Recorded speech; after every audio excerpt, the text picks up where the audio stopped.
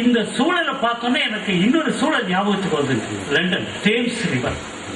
நடுவில் Thames river, 2 பக்கங்களில் வந்த லண்டன் மாநகரம். ஆனாலும் அந்த தேம்ஸ் ரிவர் தண்ணியில ஒருகை நீரடி குடிக்கலாம். ஆனா இங்க ஒருகை நீரடி குடித்தா மனிதன் செத்துப்படும். நதியாவா இருக்குது, அதுவும் சுருங்கி போய் என்றாவது ஒரு நாள் வெள்ளம் வரும், அந்த நதி சுத்தம் பெறும். என்றாவது ஒரு நாள் வெள்ளம் வரும், அன்று அந்த நதி சுத்தம் பெறும். பொதுவா காவிரின்னு சொன்னோன்னே நம்ம நதியை சொல்றது இல்லைங்க, இந்த நாட்டுடைய கலாச்சாரம். நெய்யிலும் பவானின்னு சொன்னோம்னா அது நதியை சொல்றது இல்லைங்க, எங்க குங்கு நாட்டினுடைய கலாச்சாரம் அது.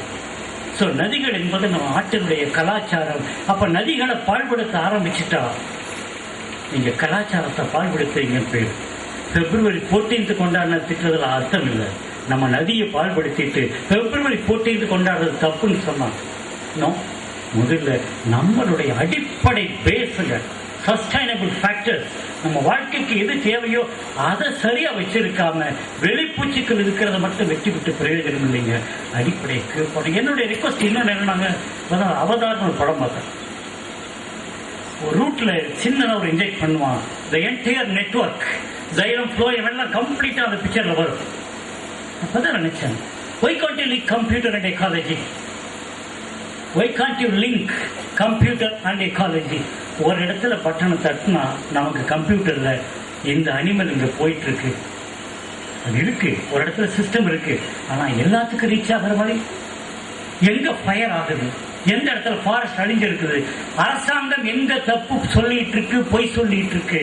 உங்களுக்கு தெரியுமா, கவர்மெண்ட் 19%, 20% நமக்கு ஃபாரஸ்ட் கவர் இருக்குன்னு சொல்லிட்டு இருப்பாங்க. எங்கூட வந்தவங்களுக்கு தெரியும் ஃபாரஸ்ட்னு எதை சொல்லணும். நிறைய பேர் ஸ்கூல் படிக்கிறோம், காலேஜ் முடிக்கிறோம், வந்துடுறோம். ஆனா ஃபாரஸ்ட்ங்கிற வார்த்தைக்கு விளக்கம் கூட்டி கொண்டு போய் காமிச்சதுக்கு அப்புறம் தான் புரியுது.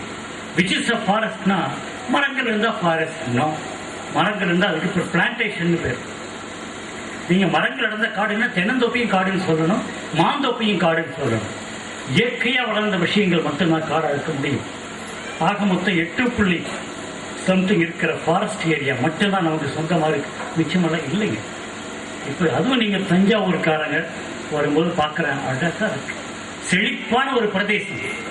ஆனா இது எத்தனை நாளைக்கு இருக்கும்? இதுக்கு முன்னால் இருந்த செழிப்பு இப்பொழுது இல்லை. நான் சொல்றேன், 1950களில் ஒரு மிகப்பெரிய தப்பு நடந்தது. அதுக்கு அப்ப இருந்த அரசாங்கம் உடனே, நீங்க கேள்விப்பட்டிருப்பீங்க, ரோஜாவை வச்சுட்டு இருந்தாரு செல்வமணி சொல்றார்.